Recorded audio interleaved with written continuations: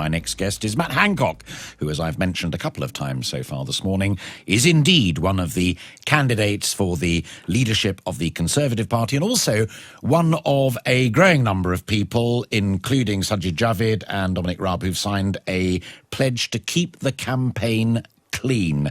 Matt Hancock, very good morning to you.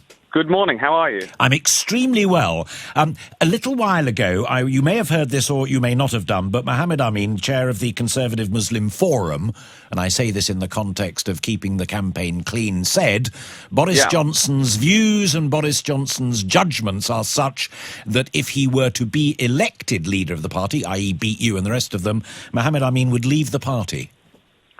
Well, I hope that we could persuade Mohammed and anybody else who feels the same that they should stay. The best thing for the country is to have a strong Conservative Party delivering for people, making sure that people are able to get on in life. And whoever leads the Conservative Party after this contest, I hope we can bring people together and reach out and essentially ensure more people, we deliver for more people, and then more people will vote for us at elections. And so I'd support whoever won the contest, and I very much hope that to win the contest myself and that all the other contenders would do the same. So it's wrong to say that if Boris were to win, as some of your colleagues have, then they could not serve with him, let alone stay in the party, which is Mohammed's point, but they couldn't even serve with him. Well, I know some people have said that. I think that's wrong. I think that the Conservative Party is always at its best a broad church. It welcomes people of lots of different opinions who basically think that we should have a free society, a system of free enterprise where people can get on and make the most of their lives, and we support people to do that. There's lots of details on how we make that happen, but a broad church of views is incredibly important. How do you bridge that gap then, or to use your analogy of the broad church, where there are clearly passionately held views within the Conservative Party of wanting to complete Brexit, no deal, just get out on the 31st of October, and folk like your good self and others who say, let's try and negotiate again, let's try and a nuance and what have you. How do you bridge that gap? Well, of course, we've got to deliver on the result of the referendum. I want to do that in the best possible way for the future of the country, for the future of the economy.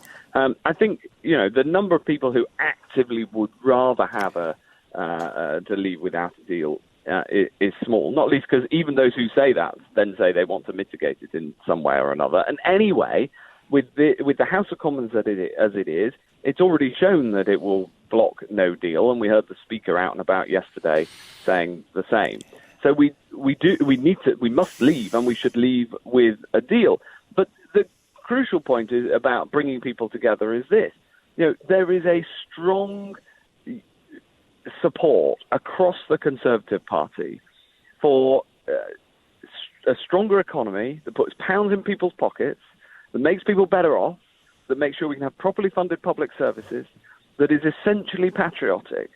And that is what we should focus on. And but you can't. I don't dispute that, and I've read you writing stuff about that, and I heard Dominic Raab go through a similar set of arguments when he was interviewed by Andy Marr last weekend or what have you.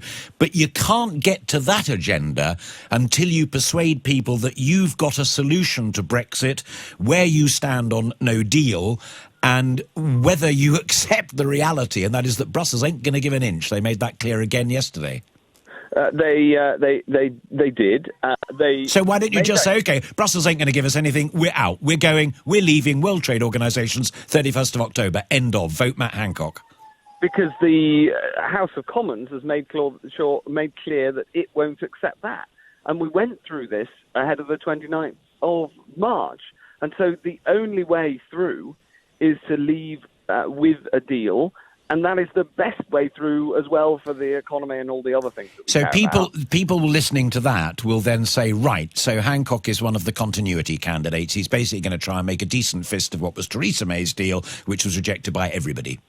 On the contrary, I am seeking a mandate to deliver a deal and for Conservative MPs to to vote for that deal, as opposed to in advance saying we should push for no deal if we don't like the deal that we've got. I'm saying this is the only way through, because the alternative of having a general election before we've delivered Brexit would be bad for the country and would be a catastrophe for the Conservative Party. So we need to deliver Brexit in this Parliament. And, this Parliament has made its views clear about no deal. And I believe that we can bring this Parliament round behind a deal. Now, there can be changes to the future arrangements with the EU. They've said that the withdrawal agreement, so-called, they won't change. Now, I think we should still ask, and we should still negotiate on that. Have you seen Danny Finkelstein's piece this morning? Where Danny is another of those who's come out, and Danny has written about the Conservatives. He's worked at Central Office for years and now sits in the House of Lords.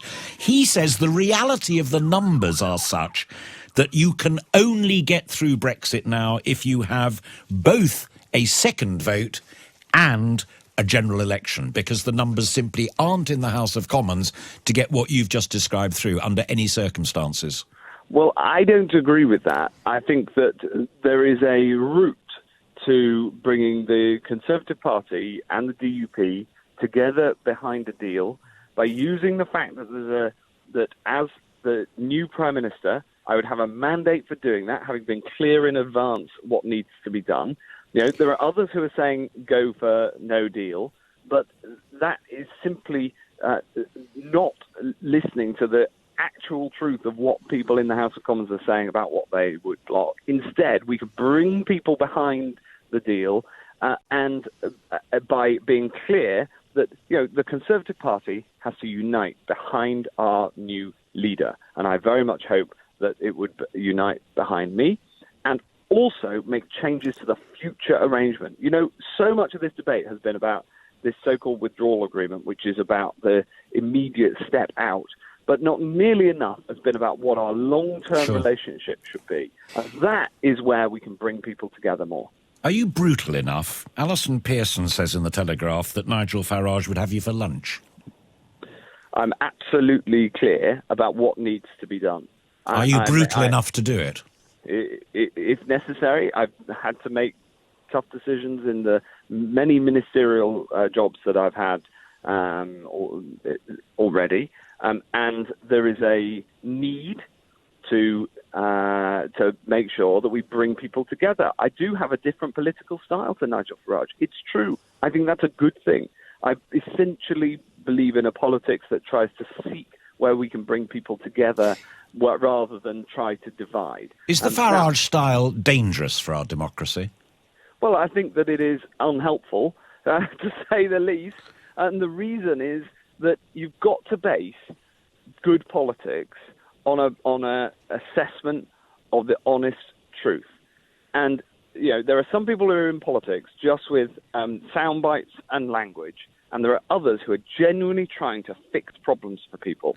And I am firmly in the camp of the purpose of politics is to help people make their lives better. But you're also one of those people who understands how it works, and your first outing, as it were, into really serious grown-up politics was when you held a key position as an advisor to George Osborne there at the Treasury. This is big, big stuff. So you know numbers as well. And you will have seen that in the European elections, your previous share of the vote in the mid to upper 30s, just a year before, went down to 10, and Nigel Farage's went up to 34. A huge percentage of that percentage were Tories who said, do you know what? I think Farage has got the answer and Theresa May hasn't. That's what you've got to be brutal about.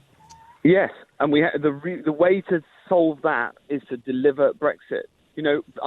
People didn't vote for the Brexit Party around a point of detail on the deal or exactly what the future arrangements were going to be. It's a binary issue. Have we left the European Union or not? So we need to leave. And that is the way to tackle the rise of the Brexit Party. The Brexit Party don't have answers. They are a protest movement.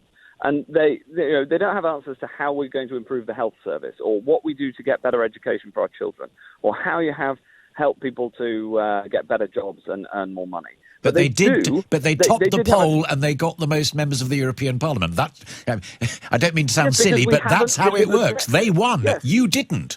Yeah, because we haven't delivered Brexit. So that's why we must deliver Brexit. And I want to deliver Brexit on or before the 31st of October. I think that is doable. But it can only happen if you start from a position of being brutally honest about the trade-offs that we face. I want to ask you one final question, if I may, and I've chosen it for the simple reason that it ties together a capacity to be tough and brutal, but also your claim to having a broader agenda beyond Brexit. There is this report that one of the few things that the United Kingdom is top of the hit parade at the moment in is tax avoidance, international tax avoidance. You were in the Treasury when George Osborne was trying to deal with it. You were in opposition looking at Gordon Brown when he was trying to do it. It's a job undone, and it says across most of the newspapers this morning, this is a national scandal and embarrassment that we and some of our dependencies like the British Virgin Islands are top of the hit parade in tax avoidance. What would Prime Minister Matt Hancock do about that? Well, actually, one of the things I have done already in a previous ministerial job is brought in more transparency about where that money goes. Now, I think that there's a good case for going further on that. But ultimately, when companies aren't paying their taxes, then the tax system needs to change to make sure that they pay the right amount. We've got a big problem of multinationals who use the fact that they're in lots of different countries to minimize the amount of tax that they pay, where small businesses just can't do that. So I am unavowedly and unashamedly pro-business. Business is what creates jobs, creates prosperity, and you've got to have a level playing field, and I'm absolutely prepared to do that.